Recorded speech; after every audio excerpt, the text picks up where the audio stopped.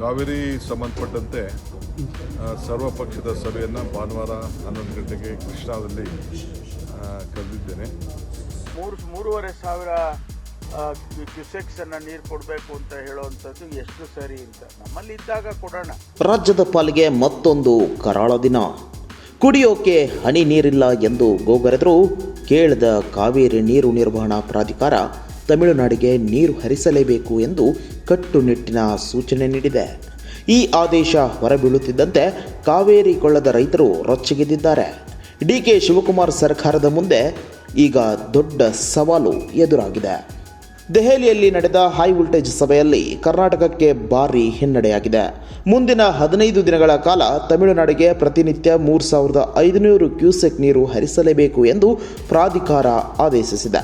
CWRC ನೀಡಿದ್ದ ಆದೇಶವನ್ನು ಪ್ರಶ್ನಿಸಿ ರಾಜ್ಯ ಸರ್ಕಾರ ಸಲ್ಲಿಸಿದ್ದ ಮೇಲ್ಮನವಿಯನ್ನು ಪ್ರಾಧಿಕಾರ ಈಗ ತಿರಸ್ಕರಿಸಿದೆ. ಕರ್ನಾಟಕದ ಪರವಾಗಿ ಅಧಿಕಾರಿ ಗೌರವ್ ಗುಪ್ತಾ ಪ್ರಬಲ ವಾದ ಮಂಡಿಸಿದರು. ನಮ್ಮಲ್ಲಿ 66% ಮಳೆ ಕೊರತೆಯಾಗಿದೆ. ಕಳೆದ ವರ್ಷ 99 ಟಿಎಂಸಿ ಇದ್ದ ಜಾಗದಲ್ಲಿ ಈ ಬಾರಿ ಕೇವಲ 36 ಟಿಎಂಸಿ ನೀರು ಮಾತ್ರ ಇದೆ ಎಂದು ಅಂಕಿ ಅಂಶಗಳ ಸಮೇತ ವಿವರಿಸಿದರು. ಆದರೆ ತಮಿಳುನಾಡು ಅಧಿಕಾರಿಗಳು ಸಂಕಷ್ಟ ಸೂತ್ರದ ನೆಪವೊಡ್ಡಿ ನೀರಿಗಾಗಿ ಪಟ್ಟು ಹಿಡಿದರು. ಅಂತಿಮವಾಗಿ ಪ್ರಾಧಿಕಾರವು ಕರ್ನಾಟಕದ ವಾದವನ್ನು ಬದಿಗಿಟ್ಟು ತಮಿಳುನಾಡಿನ ಪರವಾಗಿ ತೀರ್ಪು ನೀಡಿದೆ. ಈ ಆದೇಶ ಹೊರಬೀಳುತ್ತಿದ್ದಂತೆ ಮಂಡ್ಯದ ಸಂಜಯ್ ವೃತ್ತದಲ್ಲಿ ಪ್ರತಿಭಟನೆಯ ಕಿಚ್ಚು ಹತ್ತಿಕೊಂಡಿದೆ.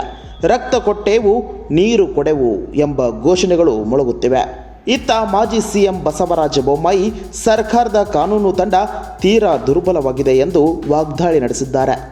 ಚಿತ್ರರಂಗದ ಗಣ್ಯರಾದ ಜಯಮಾಲಾ ಮತ್ತು ರಾಕ್ಲೈನ್ ವೆಂಕಟೇಶ್ ಕೂಡ ರೈತರ ಪರವಾಗಿ ನಿಲ್ಲುವುದಾಗಿ ಘೋಷಿಸಿದ್ದಾರೆ.